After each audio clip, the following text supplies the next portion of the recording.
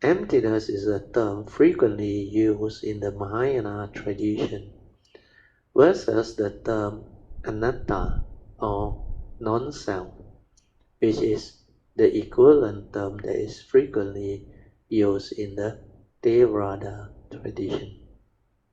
So this is to make clear. But for those who have the understanding, if you can penetrate Anatta or the Theravada tradition, you can also penetrate Sunnata of the Mahayana tradition. They are the same, no different, except the depth of understanding when it was taught at the Theravada tradition level. Because Anatta is the third characteristic of the three universal characteristics that the Buddha taught. He said our conditioned world, the universe that we live in, especially the human race, we call it the conditioned world where everything arises and passes away, follow this nature's law of dependent origination or condition arising, causal phenomena. Yeah. So what happened is, when the Theravada tradition teaching was taught to the world, what the Buddha wished to emphasize on is the three universal characteristics that exist within the conditioned world or the phenomenal world. So as we all have developed the understanding, the reason why our existence is called the phenomenal world is because through consciousness we created the phenomenal world of consciousness and form. Because of our physical body, we have the senses. Upon contact with the consciousness trapped inside, it can give rise to the respective sense of consciousness, like what we have gone through. We have the ability to see through our seeing consciousness. We can be conscious of what we see, what we hear, what we smell, what we taste, what we tactily feel and think. So our sixth sense now trigger of this respective six type of sense of consciousness. Then within this consciousness we have the content of consciousness, which are mainly our aggregates of mind. The first aggregate is of course the form aggregate, the external form that we bring in through our perception. Then we have the aggregate of feeling. Then we have the aggregate of thinking, thought process. Then the mind state, the emotion, the various type of mental formation, mental intention, and a lot of things that the mundane mind or thinking mind can do is ability to plan, to scheme, to develop all the cunningness, the emotional negativity, the beautiful mind states. These are all part of sankhara, whatever the mind can do. In fact, it includes feeling and perception. We can perceive external phenomena and bring it into the mind. And most of these external phenomena are the external form. That's why perception brings in the rupa, or what we call the mental form. So with the other aggregates of mind, which is feeling, perception, and the sankhara activity and consciousness, we can become conscious of what we see, what we hear, what we smell, what we taste, what we tactile feel and think. So that consciousness is the content plus the receptacle. So receptacle is the pure consciousness, vijnana, aggregate of mind. Then when we input the content through our views, opinion, conditioning, and what we call memory, it will develop into a thought process. And this is what we call our five aggregates of form and mind, the mental aspect. Yeah. So the Buddha, through his enlightenment, realized that everything within the conditioned world, including the five aggregates, they have three universal characteristics. First is the universal characteristics of impermanent. They arise and they pass away. They come and they go. That everything is dependent, originating, condition arising, causal phenomena. That's why these universal characteristics of impermanent can only be observed when you are mindful, aware. Without the awareness nature within, you cannot see them. You will be lost in thought, heedless.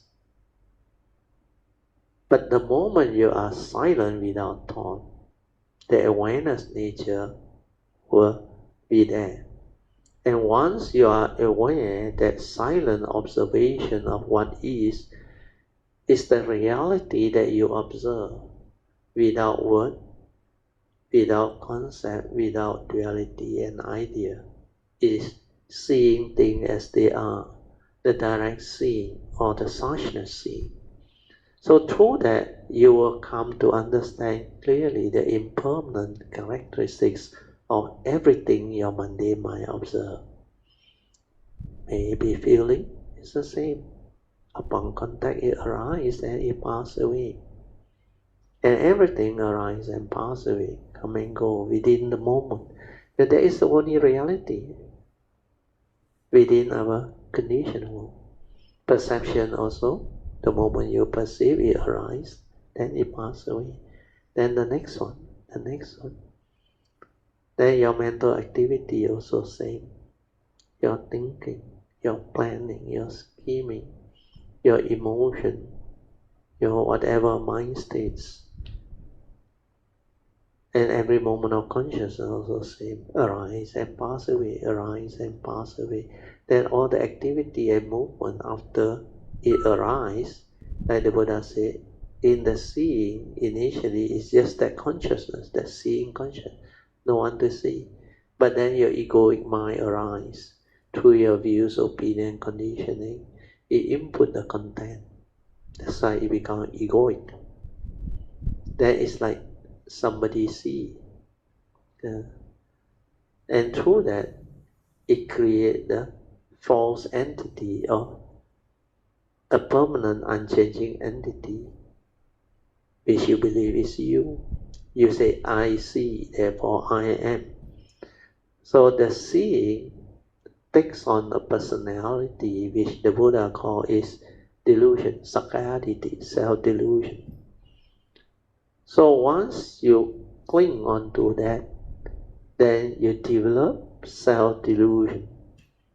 And because of that, it creates the entity of a personality trying to own things and have things. That's how the evil roots of greed, hatred, and delusion follow. You believe all these are real. You can own it. You can have it. And you can cling on to it and hold on to it as if they belong to you. Not knowing that all these are due to your sakkayaditthi, because you are not mindful, aware to see all this. You associate with the seeing through your egoic mind, the sakkayaditthi. Then everything becomes personal, like you exist. Then everything like become real. You try to own, you try to have, and you try to control, possess, and all this. This is how the teaching evolves out of that sakkayaditthi. So impermanent is the first characteristic that allows you to break free from this delusion of sakkayaditthi. If it's impermanent, How can it be a permanent, unchanging entity? How can it be you? Where everything is dependent, originating, condition arising, causal phenomena, arise and pass away.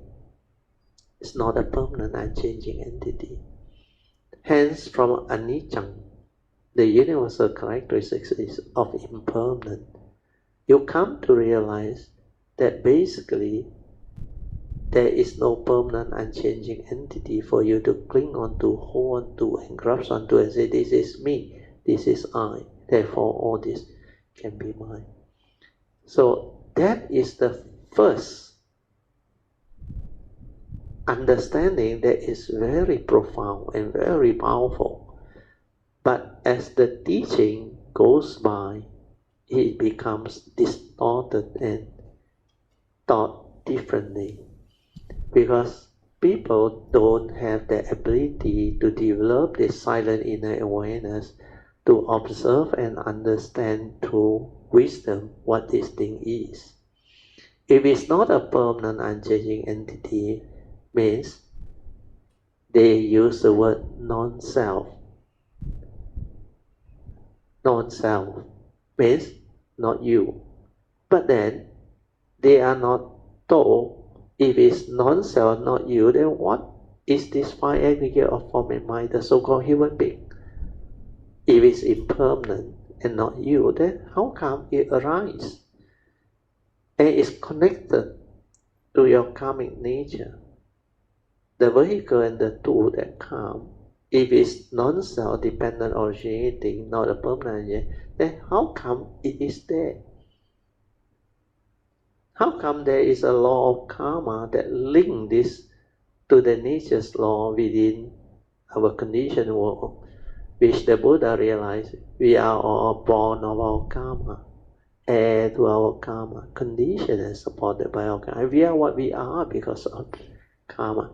So this aspect was not linked, not interconnected to explain all this. That's why they only hold on to the concept of anatta, means non-self. That is not the precise understanding. Anatta doesn't mean non-self. That's why in the teaching, when we have the chanting at the retreat, we chant Rupang Anicca, Rupang Anatta. So when it comes to Rupang, it's external form and the physical body, isn't it? So when you say Rupang Anicca, we can understand. The external form and the physical body is anicca. But when it comes to Rupang Anatta, then you will be confused. Because according to the Buddha, the external form, like our table, our house, they are also anatta. You cannot say the table is non-self, understand? Or the house is non-self. Well, this has never been a living being, understand? But yet he say Rupang Anicca and Rupang Anatta. Means what? It's not a permanent, unchanging entity. It's way beyond non-self. Non-self is a term used for the physical body when we exist as a living being or a human being. It's not a permanent, unchanging entity where you can cling onto, grasp onto and say, this is me, this is I. That's why anatta meaning is, it is not a permanent, unchanging entity. Hence, everything that arises and happens is not real, not what you think. So the other deeper meaning is, apart from non-self, is the empty nature of existence. Understand? Empty nature. That's why it's linked to Sunnata, emptiness. But this was not taught because over the years, the teaching that has evolved, people can't really develop the understanding to understand all this. So what has been passed on is, when you ask what is the anatta, universal character, or non-self, there is a standard answer. Non-self is actually the same. That's why the Buddha say anicca, dukkha, anatta. He never say anicca, dukkha, sunyata. Understand? So now the key thing is to clear up all this understanding. So once and for all, Dharma practitioner can understand this universal characteristic clearly. So like the Buddha explained, anicca means with the silent mind in awareness you can see that everything is dependent, originating, continuing. Because with awareness you can see them coming and going, arising and passing away. Not a permanent, unchanging entity, no reality. And because of that, it's not only non-self, it's empty. Because everything is causal phenomenal, dependent, originating. When conditions like that, things are real. How can you say this is me, this is I? That is delusion. And because it functions this way, it follows nature's law. So when it follows nature's law, the Buddha came out with the second universal characteristic. That's why he said we learn to see things as they are.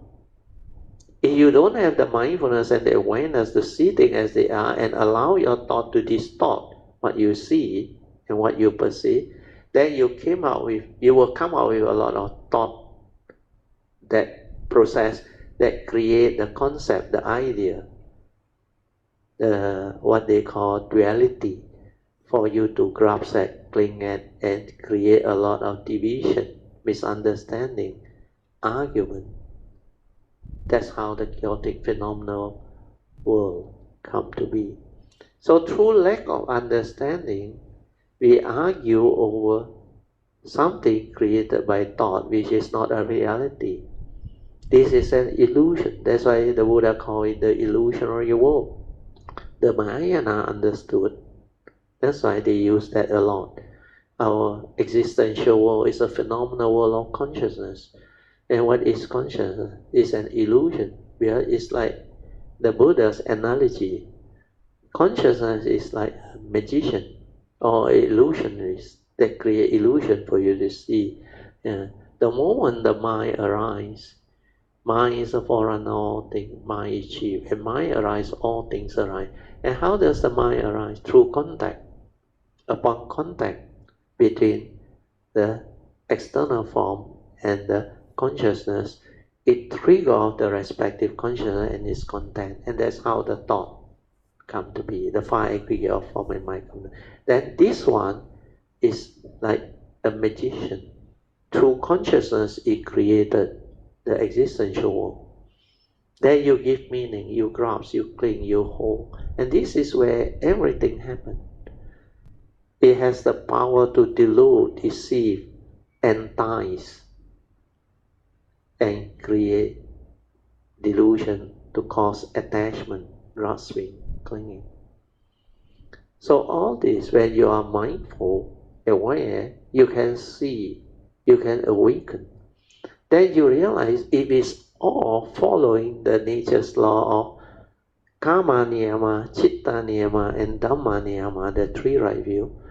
Then you have to come to terms with the reality and accept them for what they are.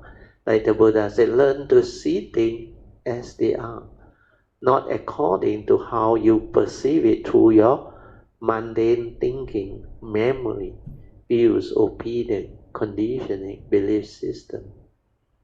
Your accumulated memories with its views, opinion, conditioning, belief system, phobia, etc. So all these are the understanding which I have explained very clearly in the new book that is going to come out. And once you read the book, you will understand all this. Then you can penetrate these three characteristics of nature, anicca, dukkha, anatta, very easily. And once you penetrate, you will awaken. So if it's anicca, if I want things my way, which is not in accordance with nature's way, which is following the nature's law, pancha niyama, then what happens? Suffering will arise, isn't it? Because you can't get what you want, you suffer. That is the first noble truth reality. One of the 8 reality.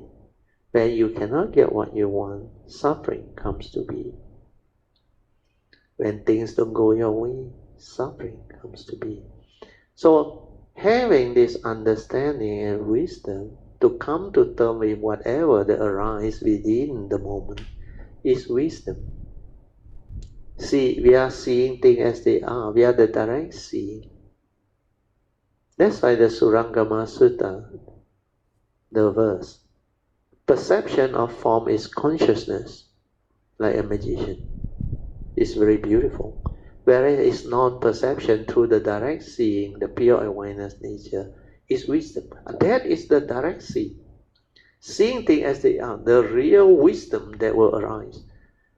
Whereas the conscious seeing through the mundane mind is mundane seeing. Before you become enlightened, that one distort what you see and create all the delusion, the sakkayaditi that transform into the evil roots that actually create the chaotic phenomenal world, suffering, conflict, argument within the conditioned world. So all this, the understanding will manifest.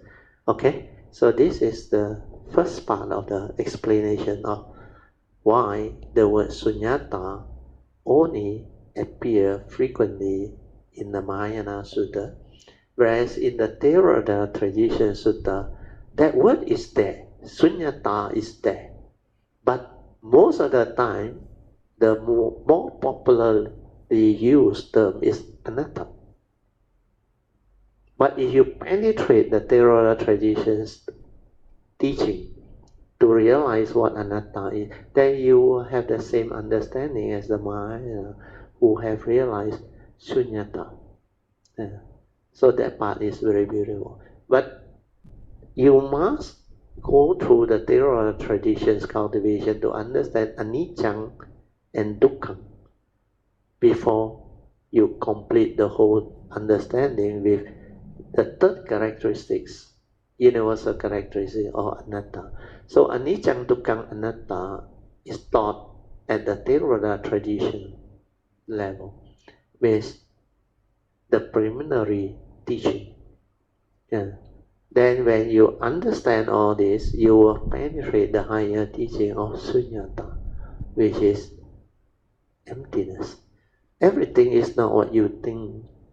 That's why when I share and I teach, the understanding comes from the Mahayana tradition. I always say, he know me, he know you. That entity which living being cling onto, hold onto is an illusion, is a delusion, sakkayaditi, and an illusion, not real. So if everything is just the way it is, he know you, he know me, then how real can life be?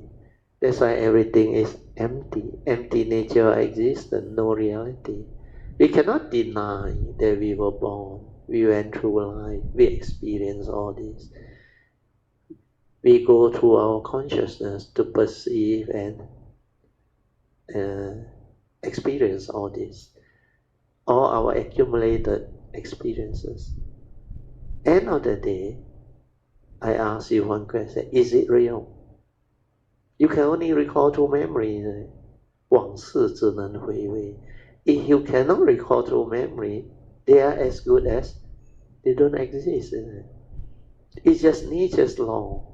Like one of my other teacher, Ajayandra, used to say, it's only mighty nature rolling by. Existence is just like that. Mighty nature with its set of nature's law, the Panjaniyama, rolling by. No reality. He know you, he know me. Everything is just the way it is. The isness of thing. Ta-ta-ta. Yeah. So all this understanding will fall into place. Okay.